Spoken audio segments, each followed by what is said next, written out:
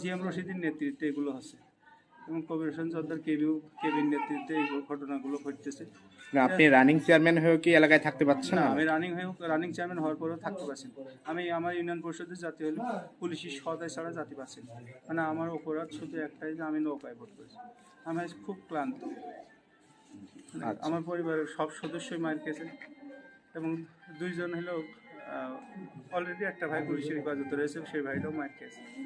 এখন আমি জানি না আল্লাহ কী করবে, হয়তো বা তাদের মর্জি হোক, তারা সহায়তা সঠিক বিচার করে।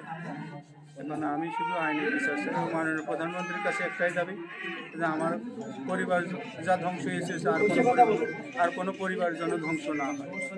মানে সে মাননীয় প্রধানমন্ত্রী ক্ষমতায় থাকার পরেও আমাদের উপরে গোলযোগ চালাচ্ছে। মানে আমরা সবাই ক্লান্ত। মানে এরপরে কোনো লোক আর হয়তো আমলিগ করবে কিনা আমি জানি না। যারা আমলিগ করবে, নৌকা মার্কায় ভোট দেবে, শেখ হাসিনার ভালোবাসবে, তারাই যদি মার খায় তাহলে এরপরে হয়তো বা কোনো লোক আমলিগ করবে কিনা জানি। কিছু নামধারী আমলিগ আছে, এরা জীবনেও কোনোদিন আমলিগে ভোট দেয়। এরা বলে এরা পদ নিয়ে বসে আছে, কিন্তু এরা কোনোদিন আমলিগে ভোট দেয়। এরা প্রত্যেকটা ভোটেই এই ঝিনেদার প্রত্যেকটা ভোটেই এরা হলো নৌকা মার্কার হারিয়ে দেয়।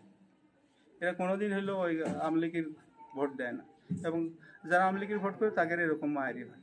তা আমি নেত্রীর কাছে দাবি, মাননীয় প্রধানমন্ত্রী ক্ষমতায় রয়েছে, আর যেন কোনো গ্যাঞ্জাম না হয়। আমি প্রতিহিংসার রাজনীতি চাই না।